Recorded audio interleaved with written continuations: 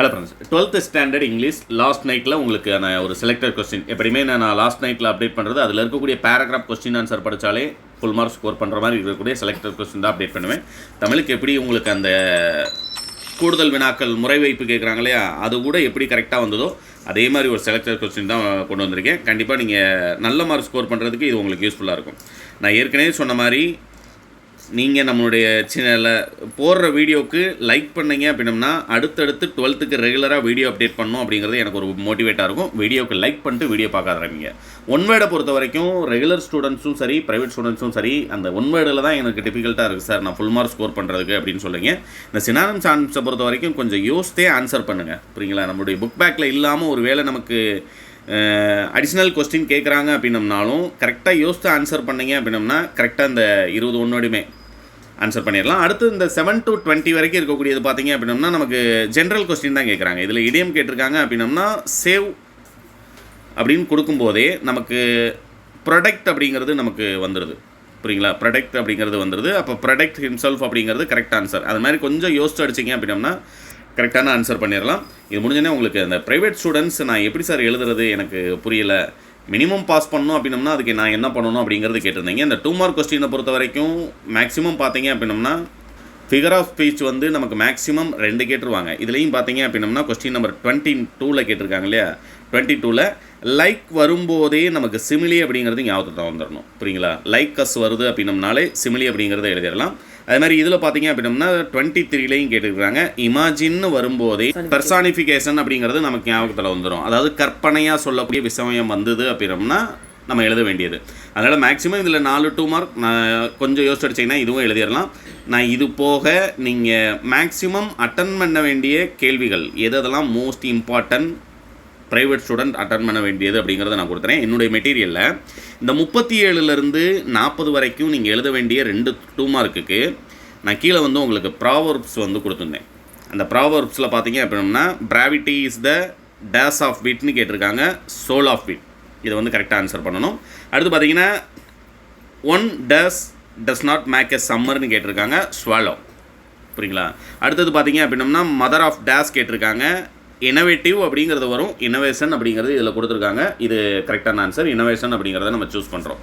அடுத்தது இதில் நீங்கள் செலக்ட் பண்ண வேண்டியது பார்த்தீங்க அப்படின்னம்னா இதெல்லாம் கொஞ்சம் யோசிச்சு அடித்தா நம்ம எழுதிடலாம். ரீஅரேஞ்ச் பண்ணுறது நம்ம ஈஸியாக எழுதிடலாம்.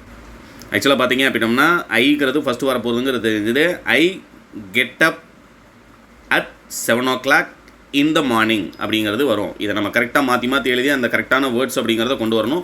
ஒருவேளை ஒன்று மாறிச்சு அப்படின்னம்னாலும் அது தப்பாக போயிடும். அப்படிங்கிறனால மேக்ஸிமம் இதில் பார்த்தீங்க அப்படின்னம்னா இந்த கொஸ்டின் நம்பர் 40ல் இருக்கக்கூடிய பை சார்ட் வந்து நீங்கள் ஆன்சர் பண்ணுங்கள். இதில் உங்களுக்கு எப்படி எழுதணும் அப்படிங்கிறது சிம்பிளாக ஒரு தடவை சொல்கிறேன். வீடியோ ஒரு 10 minutes தான் இருக்கும். பட் மார்னிங் நீங்கள் எந்திரிச்சு ஒரு 5 to 8 மணி வரைக்கும் ப்ரிப்பேர் பண்ணுறீங்க அப்படின்னம்னால எக்ஸாமில் ஃபுல் மார்க் ஸ்கோர் பண்ணுற மாதிரி இருக்கும்.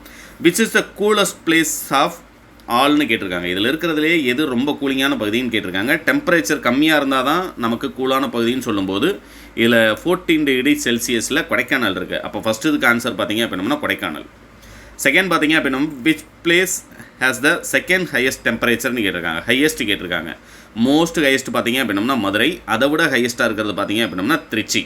அப்போ செகண்ட்க்கு பார்த்தீங்க அப்படின்னம்னா திருச்சி அப்படிங்கிறது right answer. First Kodaikanal, second ஒனுக்கு திருச்சி.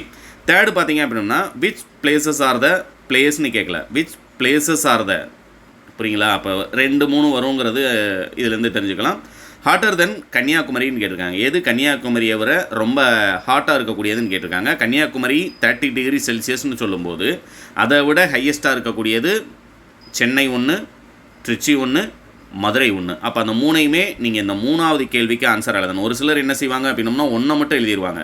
பட் இவங்க கேட்டிருக்கதே பார்த்தீங்க அப்படின்னம்னா பிளேஸ்னு கேட்கல, பிளேசஸ்ன்னு கேட்டிருக்காங்க. அப்போ இந்த 37 to 40ல் 2 3 மார்க் நீங்கள் அட்டன் பண்ணிடலாம். அடுத்தது பார்த்தீங்க அப்படின்னம்னா 7 5 மார்க் கொஸ்டின். அதுக்கு முன்னால் உங்களுக்கு இஆர்சி கொஸ்டின் சொல்ல மாட்டேன் இல்லையா? இஆர்சி கொஸ்டினை பொறுத்த வரைக்கும் நான் கொடுத்துருந்த அந்த கீவேர்ட்ஸ் என்ட்ரன்சஸ் அப்படிங்கிற வார்த்தையை பார்த்தனையே உங்களுக்கு தெரியும். All the world's of stage அப்படிங்கிறது வில்லியம் ஷேக்ஸ்பியரோட அந்த போயத்தில் இருக்கக்கூடியது. அதுக்கான எக்ஸ்ப்ளனேஷன் நானே உங்களுக்கு கொடுத்துருந்தேன். அடுத்தது பார்த்தீங்க அப்படின்னம்னா உங்களுக்கு லோன்லி அப்படிங்கிற வார்த்தை வந்து கீவேர்டாக கொடுத்துருந்தேன். லோன்லி அப்படிங்கிறது நம்ம எதில் வரும் அப்படின்னம்னா நம்முடைய லைஃப்பில் வரும். அப்போ லைஃப் அப்படிங்கிற கீவேர்டு இருக்குது அப்படின்னம்னாலே a mother to his son அப்படிங்கிறது போயத்தோட நேம் அப்படிங்கிறது உங்களுக்கு ஞாபகத்துக்கு வந்துடும். இது எல்லாத்தையுமே a father to his son அப்படிங்கிறது போயத்தோட நேம், அதோட போயட்டோட நேம், எக்ஸ்பிளனேஷன் 3 தான் எழுத போகிறீங்க. கண்டிப்பாக எல்லாருமே இந்த கேள்வியை அட்டன் பண்ணிடுங்க. அடுத்ததாக பேராகிராஃப். பேராகிராஃபை பொறுத்த வரைக்கும் போயத்தோட நேம் கொடுத்தே கேட்பாங்களா அப்படின்றது நிறைய பேர் கேட்டிருந்தீங்க. போயத்தோட நேம் மேக்ஸிமம் வந்துடும். A nice cup of tea அப்படிங்கிறது போயத்தோட நேமே வந்துருச்சு, ப்ரோஸோட நேமே வந்துருச்சு. அடுத்து பார்த்தீங்க அப்படின்னா and the rule of the road அப்படிங்கிறது வந்துருச்சு. ஆல்ரெடி நான் கொடுத்த இம்பார்ட்டன்ட் பேராகிராஃப் என்னென்ன படிக்கணுன்றது சொல்லியிருந்தேனோ ஒரு 3 பேராகிராஃப் சொல்லியிருந்தேன். இந்த நேரத்தில் கடைசி நேரத்திலலாம் மாற்ற போகிறதில்ல. உங்களால் முடிஞ்ச அளவுக்கு எனக்கு அது எல்லாத்தையுமே படிக்கல சார், கண்டிப்பாக இந்த 3ஐயும் படிச்சுக்கோங்க. நைஸ் கப் ஆஃப் டீ அப்படி படிச்சுக்கோங்க. இப்போ அடுத்தது பார்த்தீங்க அப்படின்னம்னா and the rule of the road படிச்சுக்கோங்க. 3ஆவதாக படிக்கணும்னு நினச்சா நான் ஏற்கனவே சொன்ன மாதிரி யுலிசிஸ் வந்து ரொம்ப ரொம்ப இம்பார்ட்டன்ட், அதையும் படிச்சுக்கோங்க. 42ஆம் நம்பர் கேள்வி அட்டன் பண்ணுறதுக்கு இதில் இருக்கக்கூடியது பார்த்தீங்க அப்படின்னா ஆல் த வேர்ல்ட்ஸ் ஸ்டேஜ் கொடுத்துருக்காங்க. அடுத்து பார்த்தீங்க அப்படின்னா ஃப்ரெஞ்ச் கேப், நான் ஏற்கனவே கொடுத்த மாதிரி இன்சிடென்ட் ஆஃப் ஃப்ரெஞ்ச் கேப் வந்து கொடுத்துட்டாங்க. இதை வந்து ப்ராக்டிஸ் பண்ணிக்கோங்க. ஏன்னா லாஸ்ட் மினிட்ல இம்பார்ட்டன்ட், நான் செலக்டட் கொஸ்டின் கண்டிப்பாக நீங்கள் அட்டன் பண்ணுற மாதிரி கொடுக்கணும் அப்படிங்கிறதுக்காக கொடுத்துருக்கேன். லைஃப் ஆஃப் பை கொடுத்துருந்தேன், அதுவே பார்த்தீங்க அப்படின்னா இதுலையும் கேட்டிருக்காங்க. இதில் இருக்கக்கூடிய ஏன்னா ப்ரைவேட் ஸ்டூடெண்ட்ஸ் அந்த கின்ஸ் டெவலப்மெண்ட் அப்படின்னு சொன்னீங்களே சார், அதை எப்படி கொடுப்பாங்க? இப்படி தான் கொடுப்பாங்க. இதை டெவலப் பண்ணி அப்படியே என்ன செய்ய போகிறீங்க அப்படின்னா ஒரு பேராகிராஃப் எழுத போகிறீங்க. ஆல்ரெடி நீங்கள் படித்த பேராகிராஃபையே என்ன செய்யலாம், இந்த இடத்துல எழுதலாம். அடுத்து பார்த்தீங்க அப்படின்னா சம்மரி ரேட்டிங் எப்படி எழுதணுன்றதை கேட்டுக்கோங்க. சம்மரி ரேட்டிங்கும் கேட்பாங்க, நோட் மேக்கிங்கும் கேட்பாங்க. ஒரு சில டைம் சம்மரி ரேட்டிங் மட்டும் கேட்பாங்க அப்படிங்கிறது சொல்லியிருந்தேன் இல்லையா. நோட் மேக்கிங் தனியாக கேட்க மாட்டாங்க, புரியுங்களா? சம்மரி தான் கேட்பாங்க. Summary rating, rough draft, fair draft, அது போக அந்த வேர்ட்ஸ் எழுதணுமா அப்படிங்கிறது நிறைய பேர் கேட்டிருந்தீங்க. அதை எழுதிட்டீங்கன்னா பெஸ்ட்டு, புரியுங்களா? அதையும் கரெக்டாக 5 மார்க் வாங்குற மாதிரி. ஏன்னா ஒரு சிலர் என்ன செய்வாங்க அப்படின்னா அந்த ஃபேர் டிராஃப்ட் எழுதும்போது அதுக்கு ஹெட்டிங் கொடுக்குறதுக்கு மறந்துடுவாங்க. அந்த ஹெட்டிங்க்கு 1 மார்க் இருக்குது, டைட்டிலுக்கு 1 மார்க் இருக்குது, அதை மறந்துடாதீங்க. இல்லை ஜென்ரல் பேராகிராஃப் கொடுத்துருக்காங்க, அதை எழுதணும்னு நினைக்கிறவங்க உங்களுக்கு ரீடிங் ஸ்கில், ரைட்டிங் ஸ்கில் நல்லா இருந்தது அப்படின்னம்னா ஜென்ரல் பேராகிராஃப். இந்த இம்பார்ட்டன்ட் ஆஃப் ரீடிங் கேட்டிருக்காங்க. அதாவது புத்தகம் வாசிப்பதனுடைய முக்கியத்துவம். உங்களால் முடிஞ்ச அளவுக்கு ஒரு 150 வார்த்தைகள் வர்ற மாதிரி ஒரு பேராகிராஃப் வந்து ஜென்ரலாக எழுதுக்கலாம். அடுத்தது பார்த்தீங்க அப்படின்னம்னா உங்களுக்கு லெட்டர் ரைட்டிங்கில் ஹெட் மாஸ்டருக்கு எழுதக்கூடிய லெட்டர் ரைட்டிங் கொடுத்துருக்காங்க. அடுத்தது பார்த்தீங்க அப்படின்னம்னா உங்களுக்கு ஃபஸ்ட்டு பார்த்தீங்க அப்படின்னம்னா ஹெட் மாஸ்டருக்கு எழுத சொல்லியிருக்காங்க ஃபார்மல் லெட்டர் ஃப்ரம் டு போட்டு எழுதணும். ஹெட் மாஸ்டருக்கு, அதாவது உங்களுடைய மார்க் ஷீட் வந்து ட்ராவலிங்கில் மிஸ் ஆயிடுச்சு, எனக்கு டூப்ளிகேட் மார்க் ஷீட் வேணும் அப்படின்னு சொல்லி லெட்டர் எழுதும்போது ஃப்ரம் டு போட்டு எழுதணும். ரெண்டாவது பார்த்தீங்க அப்படின்னம்னா உங்களுடைய friend in the hospital undergoing treatment for A fracture leg, அதாவது கால் உடஞ்சி போயிருக்கு உங்களுடைய ஃப்ரெண்டுக்கு, அவருக்கு சீக்கிரமாக சரியாகி வரணும்னு சொல்லி உங்களுடைய ஃப்ரெண்டுக்கு ஒரு லெட்டர் எழுத சொல்லாங்கன்னு சொல்லும்போது டியர் ஃப்ரெண்ட், உங்களுடைய ஃப்ரெண்டோட நேம் போட்டு இந்த இடத்துல டேட் அண்ட் பிளேஸ் வந்து இருக்கணும், இந்த இடத்துல சப்ஜெக்ட் இருக்கணும், இந்த இடத்துல யுவர் லவ்விங்லி இருக்கணும், இந்த இடத்துல அட்ரஸ் வந்து இருக்கணும். அட்ரஸ் அந்த கவர்னு போட்டாலே போதும், புரியுங்களா? அது போட்டு எழுதணும். கரெக்டான ஃபார்மேட் கொண்டு வந்தீங்க அப்படின்னம்னாலே இது 5 மார்க் ஃபுல்லாக வாங்கிடலாம். அடுத்தது பார்த்தீங்கன்னா 46. இந்த 46ஆம் நம்பர் கொஸ்டினை பொறுத்த வரைக்கும் மேக்ஸிமம் இந்த ஸ்பாட் த எரர் அப்படிங்கிறது ப்ரைவேட் ஸ்டூடெண்ட்ஸ் கரெக்டாக நான் கொடுத்துருக்கிறது அந்த புக்கில் இருக்கக்கூடிய எக்ஸசைஸ்லேருந்து மட்டும் கேட்குறாங்க அப்படின்னம்னா அதை ட்ரை பண்ணுங்கள். அப்படி இல்லை அப்படின்னம்னா அப்படியே எங்கே வந்துருங்க அப்படின்னம்னா ஃபில்லிங் த பிளாங்க்ஸுக்கு வந்துருங்க. இது எல்லாமே கரெக்டாக நம்ம சூஸ் பண்ணி எழுத போகிறது தான், புரியுங்களா? எது ஃபஸ்ட்டு எது செகண்ட் அப்படிங்கிறத சூஸ் பண்ணி எழுதுறது தான். அதனால் மேக்ஸிமம் இந்த இதை சூஸ் பண்ணிங்க அப்படின்னா ஃபுல் மார்க் ஸ்கோர் பண்ணுறதுக்கும் உங்களுக்கு ஹெல்ப்ஃபுல்லாக இருக்கும். 47 பொறுத்த வரைக்கும் நான் ஏற்கனவே சொன்ன மாதிரி தான். 47ல் ஒரு பேராகிராஃப் கொடுக்க போகிறாங்க. அந்த பேராகிராஃபை வச்சு இந்த நல்லா ரீட் பண்ணிட்டு கீழே இருக்க இந்த 5 கொஸ்டினுக்கான ஆன்சரை இதுலேருந்து சூஸ் பண்ணி எழுத போகிறீங்க. ஒரு ஐடியா கிடச்சிருக்கும்னு நினைக்கிறேன். புரியலை அப்படின்னம்னா திரும்ப ஒரு தடவை பொறுமையாக வீடியோவை பாருங்கள். எந்தெந்த கொஸ்டின் நீங்கள் அட்டன் பண்ணணும் அப்படிங்கிறத சொல்லியிருக்கணும், அது எல்லாத்தையுமே மறக்காமல் அட்டன் பண்ணிடுங்க. 41, 42, 43 பேராகிராஃப். 44ல் உங்களுக்கு சம்மரி ரேட்டிங், 45ல் லெட்டர் ரைட்டிங், 46ல் பார்த்தீங்க அப்படின்னம்னா உங்களுக்கு ஃபில் இன் த பிளாங்க்ஸ், 47ல் பேசேஜ், புரியுங்களா? அதனால் 7 5 மார்க்குமே பேராகிராஃப் 3 படிச்சிருந்தீங்க அப்படின்னம்னா அட்டன் பண்ணிடலாம்.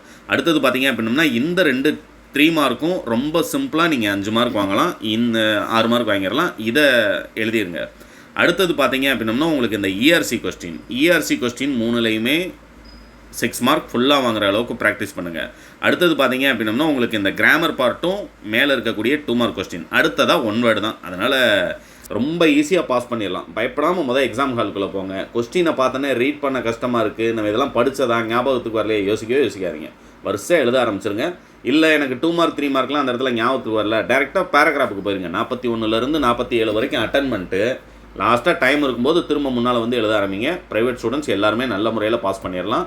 ஸ்கூல் ஸ்டூடெண்ட்ஸ் சென்டம் எடுக்கணும், ப்ரைவேட்டாக எழுதுறேன் சார், ஆனாலும் நான் சென்டம் ஸ்கோர் பண்ணுறேன். எல்லாருக்கும் வெரி ஆல் த பெஸ்ட். அடுத்தடுத்த சப்ஜெக்ட்டுக்கு நம்முடைய சேனலில் தொடர்ச்சியாக வீடியோ வரும். சேனலை மறக்காமல் சப்ஸ்கிரைப் பண்ணுங்கள். இந்த வீடியோவும் உங்களுடைய ஃப்ரெண்ட்ஸ்க்கு ஷேர் பண்ணுங்கள். இதே பிடிஎஃப் வேணும் அப்படின்னா டிஸ்கிரிப்ஷனில் டேரெக்டாகவே டவுன்லோட் லிங்க் கொடுக்குறேன். 2023 கொஸ்டின் பேப்பர் இது டவுன்லோட் பண்ணிக்கோங்க.